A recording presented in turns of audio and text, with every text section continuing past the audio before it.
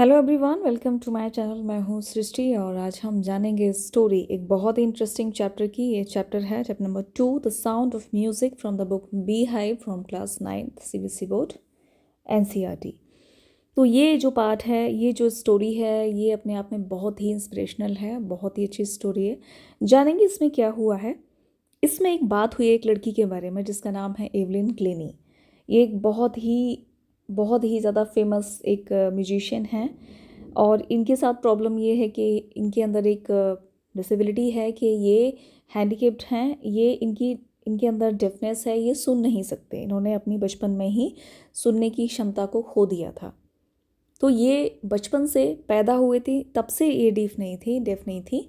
इन्होंने अपनी ग्रेजुअली जो सुनने की क्षमता है उसको धीरे धीरे करके खो दिया।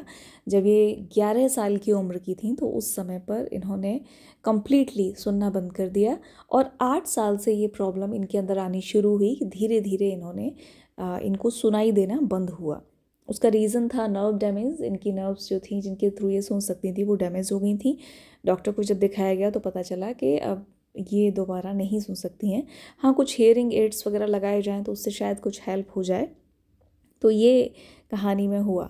लेकिन इवलिन जो थी वो हार मानने वाली लड़कियों में से नहीं थी। उन्हें जब पता चला कि अब वो नहीं सुन सकती हैं तो उन्होंने अपनी हिम्मत को नहीं हारा और इसके बाद उन्होंने अपनी लाइफ में चीज़ों को वैसा ही रखा, नॉर्मल ही रखा जैसा कि नॉर्मली सबके साथ होता है। उनकी सुनने की क्षमता बिल्कुल चली गई, लेकिन फिर भी उन्होंने एक दिन एक लड़की को ज़ाइलोफ़ोन बजाते हुए देखा और उन्हें बहुत ही मज़ा आया, उन्हें बहुत ही इंटरेस्टिंग लगा और उन्होंने डिसाइड किया कि मैं इसे बजाना सीखूंगी। उन्हें एक रिलेशन फील हुआ, एक जुड़ाव महसूस हुआ। कई सारे टीचर्स से बात करी लेकिन इवलिन को हर किसी ने डिसअपॉइंट किया, उससे कॉन्फिडेंस कम करने की कोशिश की।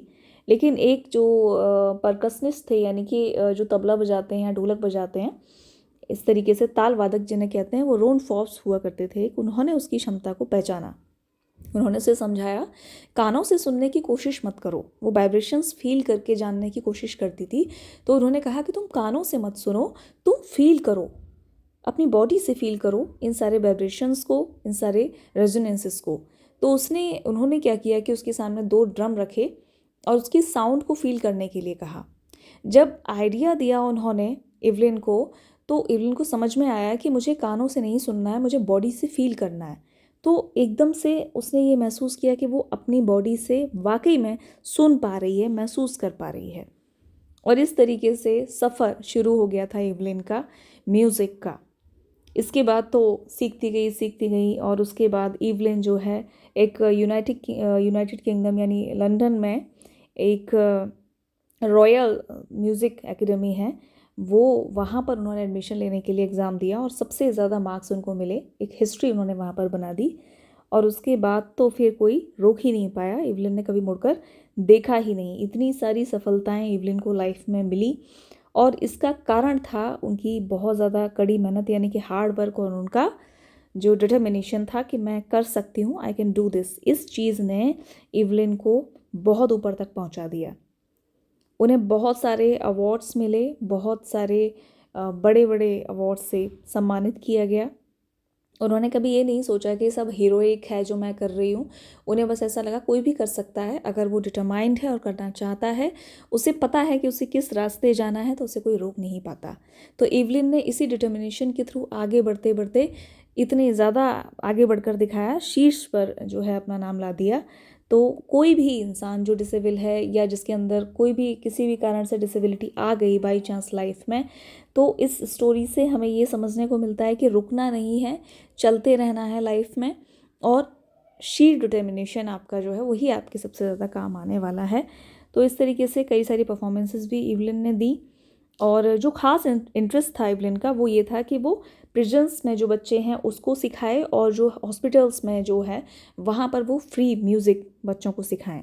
और उनका जो ख़ास इंटरेस्ट था वो यूथ में था कि ये जो यंग जनरेशन है वो उसको म्यूज़िक सिखाएं और ज़्यादा से ज़्यादा सिखाएं। इसके अलावा बहुत सारे बच्चे, अनगिनत बच्चे जो कि डेफ हैं या ब्लाइंड हैं या किसी भी तरह की डिसेबिलिटी से जूझ रहे हैं, उन्होंने उन बच्चों को बहुत ज़्यादा मोटिवेट किया, बहुत ज़्यादा इंस्पायर किया।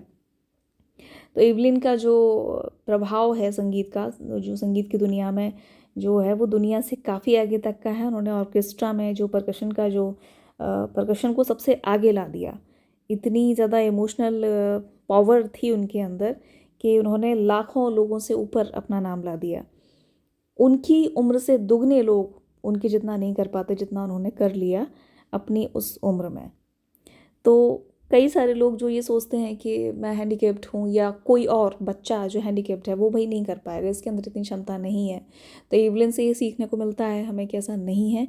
अगर आपके अंदर डिटर्मिनेशन है तो आप ऐसा कर सकते हो। असाधारण रूप से आप उपलब्धियाँ प्राप्त कर सकते हो अपनी ज़िंदगी में, क्योंकि हार्ड वर्क का और आपका ट्रू हार्ड वर्क जो है और आपकी ट्रू डिटर्मिनेशन जो है उसको कोई भी क्रॉस नहीं कर सकता, उसको कोई ख़त्म नहीं कर सकता।